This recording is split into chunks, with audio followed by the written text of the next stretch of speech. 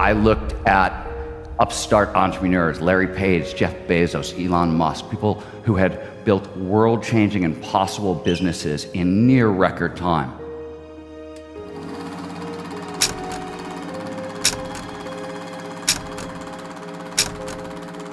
People who score off the charts, highest in the world for overall life satisfaction and well-being, are the people with the most flow in their lives. We are able, for the very first time, to peer under the hood of flow. We can see where it's coming from. Flow states are hackable. It turns out flow is eminently trainable. We're just using a small portion of our brain, say 10%. So ultimate performance, AKA flow, must be the full brain on overdrive, right? Turns out we actually had it exactly backwards.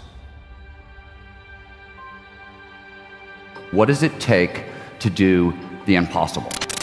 What does it take to achieve paradigm-shifting, never-seen-before breakthroughs consistently?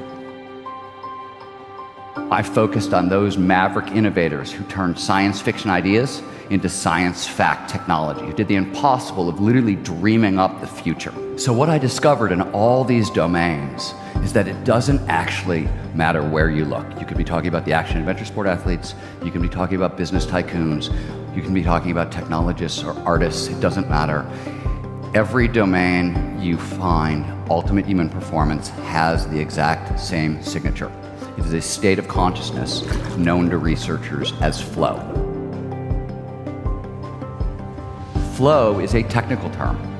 As I mentioned earlier, it is technically defined as an optimal state of consciousness, one where we feel our best and we perform our best.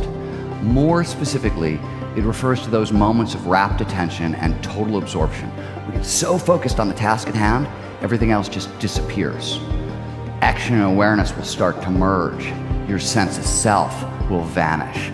Time will dilate, which is a fancy way of saying it passes strangely. So sometimes, occasionally, it'll slow down and you get that freeze frame effect from anybody who's been in a car crash. And more frequently, it speeds up and 5 hours go by in like 5 minutes. And throughout, all aspects of performance, both mental and physical, go through the roof. Flow is definable. And because it is definable, it is measurable. So we have extremely well-validated psychometric instruments to measure flow at this point. Flow is universal. It shows up in everyone, everywhere, provided certain initial conditions are met. And the vast majority, tens of thousands of people said, you know, when I'm at my best, I'm in this state, and every idea, every action, every decision flows seamlessly, perfectly, effortlessly from the last. We're just using a small portion of our brain, say 10%. So ultimate performance, AKA flow, must be the full brain on overdrive, right? In flow, we're not using more of the brain, we're actually using less of the brain. The technical term for this is transient, meaning temporary. Hypofrontality means to slow down, to shut down, to deactivate. And frontality is the prefrontal cortex. And this is an extremely powerful part of your brain. In flow, this portion of the brain shuts down. It's actually an efficiency exchange. The brain is trading energy it needs for attention and it's shutting down non-critical structures. When it shuts down the prefrontal cortex, all kinds of crazy things happen. Why does time pass so strangely in a flow state, for example? Time, it turns out, is calculated all over the prefrontal cortex. And as parts of it wink out, it can no longer separate past from present from future. We're plunged into a state researchers talk about as the deep now. Now, the deep now has a huge impact on performance. If you think about most of your fears, most of your anxieties, very few of them are in the right here, right now. They're usually horrible things that happened in the past that we'd like to avoid happening again in the present, or they're scary things that might, maybe could happen in the future. When we end up in the deep now, when time gets shut down in a flow state, anxiety disappears. Your stress hormones flood out of your system. The nervous system actually resets at this point. Same thing happens to your sense of self. So self is actually a network. It's a bunch of different structures in the prefrontal cortex that are linked together. And like any network, as parts of it start to wink out, the network collapses. As a result, our sense of self disappears. Again, huge impact on performance. When your sense of self disappears, your inner critic, that nagging, always on, defeatist voice in your head, your inner Woody Allen, in flow, Woody gets silent. So we experience this as liberation, as freedom. We are actually getting out of our own way, literally. All right? As a result, risk-taking goes up. Creativity, because you're no longer doubting every one of your neat ideas, goes up. What we have discovered is that flow states have triggers. These are preconditions that lead to more flow. There are 20 of them in total, and I'm going to talk about all of them in a second, but the first thing you need to know is the most obvious. Flow follows focus. It can only show up when all of our attention is focused on the right here, the right now.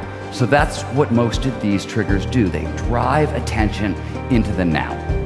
For example, the first of the individual triggers, passion. We hear a lot about passion these days. It's one of these great buzzwords, very mystical.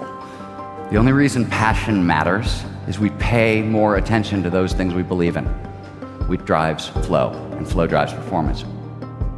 Risk.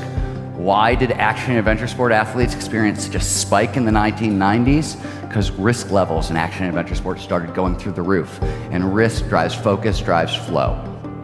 So a really important thing to know about these flow triggers is not only do they exist, they're actually really easy to work with.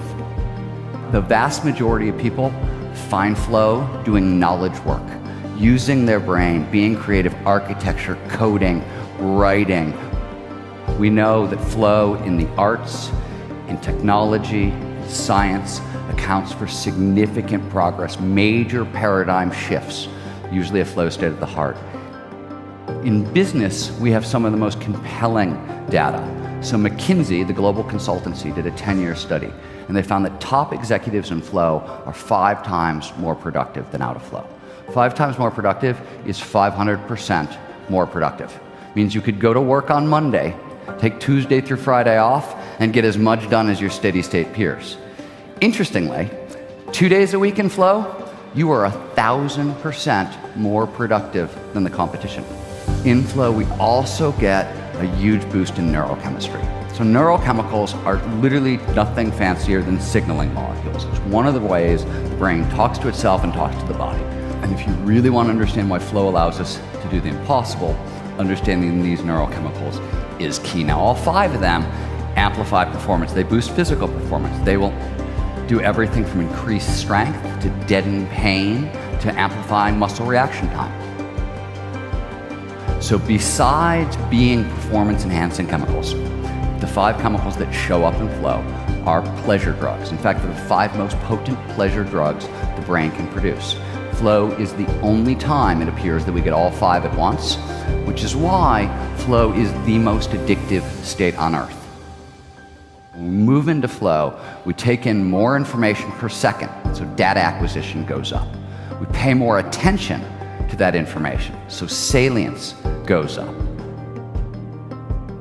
Ask yourself, what kinds of impossible grand challenges would you guys go after? Would you solve in your own life? Would you try to solve in the world?